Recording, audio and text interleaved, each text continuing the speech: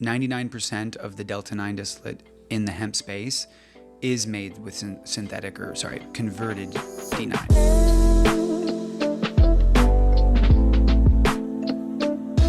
Hi friends, we're back. It's me, Geraldine, and Joel, co-founder of Modern Herb Co. Today we're talking about D8 and D9. So Joel, what the freaking heck is it? Yeah, so Delta 8 THC or Delta 9 THC, these are two psychotropic or like get you high, intoxicating cannabinoids found in hemp and cannabis. Gotcha. And then is it safe? Just like many things in the space, extracts, it depends how you make it, who makes it, right? So Delta 8 is made through conversion. Some people say isomerized or different ways to call about it, but it is made by taking CBD isolate and you add in a reagent and some temperature, and you get the product to convert from CBD to Delta 8. Gotcha. And this is really common in like big pharma and different scaled manufacturing. Now there's good ways to do that. There's ways to use like food grade reagents. Like think of like really potent citric acid to like cause that reaction. And you can do that with safe ingredients. And then you can test for those ingredients in your final product. But there are ways to do it maybe not using the best reagents or best ingredients because they're cheaper. Gotcha. And then maybe not spend the money to test for your out. So we are like rigorously test all of our products, full panel test at KCA, like one of the most well accredited labs in the country. Okay. And we use good ingredients to cause those conversions with our Delta 8 products. So would you say it's synthetic? So Delta 8 is people I think would more so say semi-synthetic converted product. What that means is Delta 8 is naturally found androgynously, naturally in the plant itself. So because it is naturally found, it's not a pure synthetic. And because it's made from CBD isolate, it would be more of a converted product. Okay. Different though, the Delta 9 THC that we use in our edibles is explicitly and super important, not synthetic. So No. Yeah. So unlike Delta 8 that we take that CBD isolate, add the reagent, the ingredient to make it transition to Delta 8, our Delta 9 distillate, 99% of the Delta 9 distillate in the hemp space is made with converted D9. Okay. They'll take CBD, they use a little bit more intense ingredients like DSM and aluminum and things that we don't really jive with. They'll use those ingredients to cause that conversion because you have to use different ingredients than you use to do the Delta 8 pathway, kind of a bit much. But that's the most common, is to use the converted D9 in edibles. We explicitly use mother liquor derived. So what's that mean? It's essentially a CBD extract that is made all over the industry when you're taking CBD biomass and you're concentrating it down to make like CBD isolate or CBD distillate for like more therapeutic use. When you carve out that CBD, you naturally have a little bit of CBG, CBN, and Delta 9, these other cannabinoids in there. Okay. So we take that leftover extract, is called mother liquor. In the past, like folks didn't know what to do with it. And we started working with some really like ingenious folks that were taking that mother liquor and finding that 8 to 12% D9 in there. Okay. And then distilling that down without any chemicals. Wow. And so we distill that down to get out all that Delta 9. And then now we have a high purity Delta 9 extract that then for our products, we then add CBD live resin to make a more broader blend. And that's the base of all of our edible products. So Gotcha. Really proud to say all of our D9 edibles are not synthetic. Wow. And the reason being is because the ingredients you have to use to make synthetic or converted D9 are more intense than we're comfortable with using, as opposed to the ingredients you have to use to make Delta 8. Gotcha. And so we feel comfortable with those. Those are rigorously tested. They're food grade.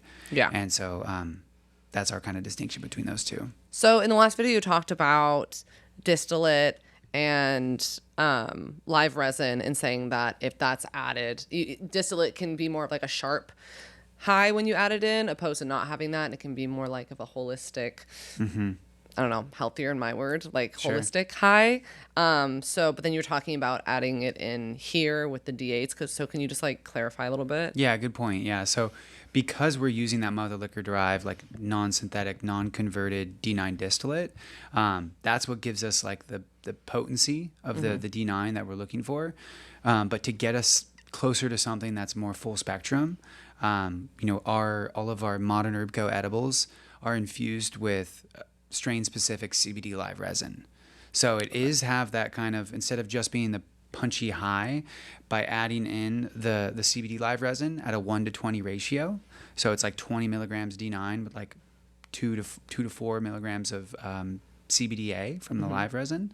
It's going to round that out and again like broaden, prolong, and then direct the high. Gotcha. So we use like guava jam in our strawberry rhubarb day trip. That's grown in Dripping Springs, Texas. It's a CBDV strain that has like limonene and beta caryophyllene, like invigorating terpenes, versus like pineapple kush is what we use in our like knockout. So the strain is going to help direct the effect, and then by having the CBD, you're making a more full spectrum effect. So I'm just curious too. So all like D8 and D9, do all cannabis products have that? This is a bad question. No, yeah. So in the sense of like, so the active THC, that's generally the most common. Okay. Is Delta 8 THC or Delta 9 THC. Gotcha. Delta 9 THC is like what you more normally find in like recreational cannabis stores. Gotcha. That's like the OG of cannabis is like Delta 9 THC. Okay.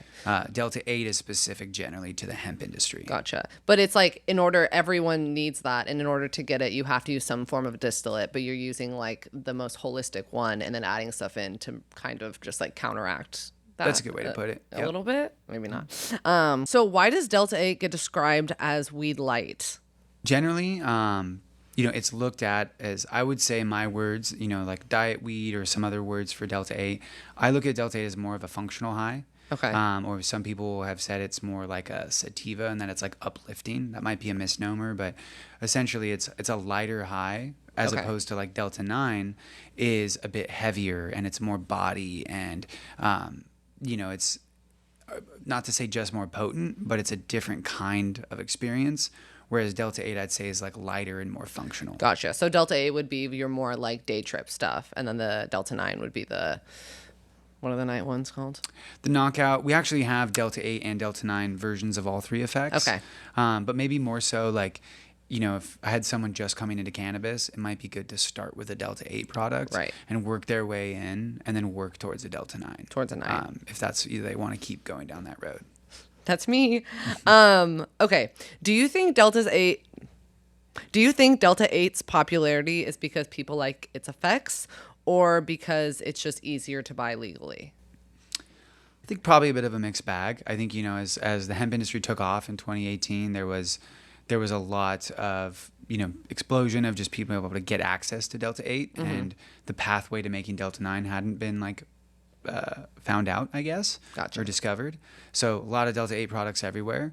I think now as the industry has progressed, more folks are moving towards the more traditional Delta 9 for like the effect that it brings.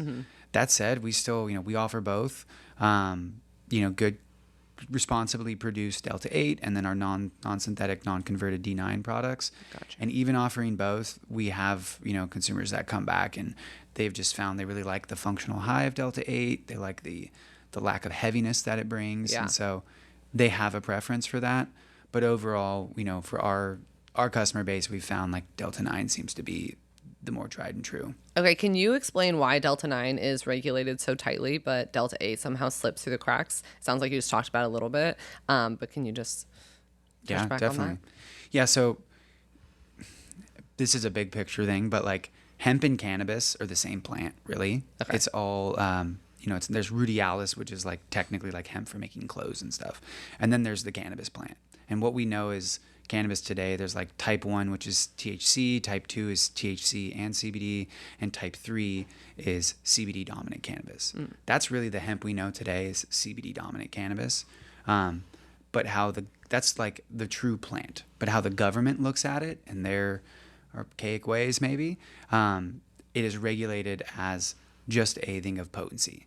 So in the government's eyes, with the farm bill that we follow and rigorously follow with like USDA regulations, if a product or a plant is over 0.03% Delta 9 THC, it now is cannabis in the government's eyes.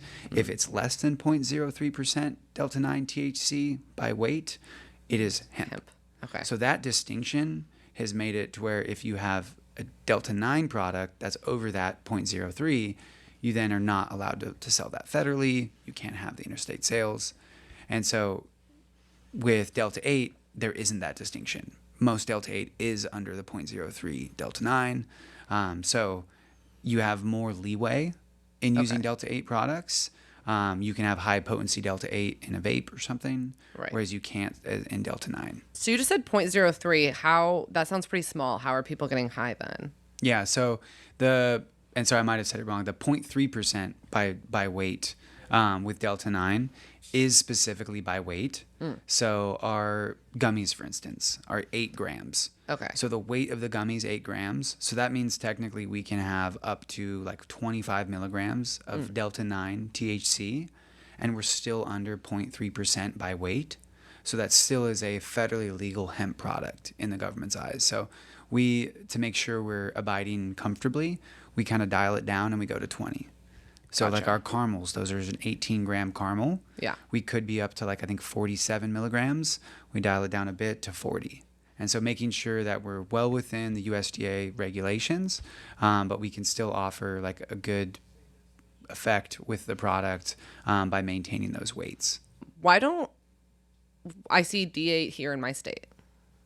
Yeah, well, although we have like federal standards with USDA, so Delta 8 and the products derived from hemp are federally compliant. So by our Constitution and the Farm Bill that it's slid in under there, these are federally legal products.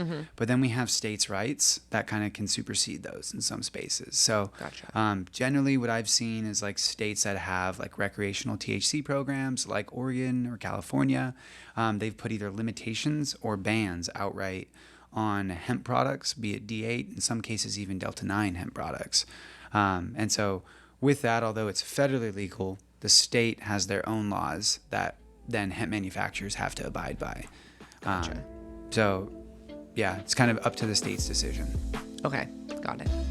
Awesome. Well, thank you so much. Yeah, thank you. This was great. Yeah, we'll see you next time.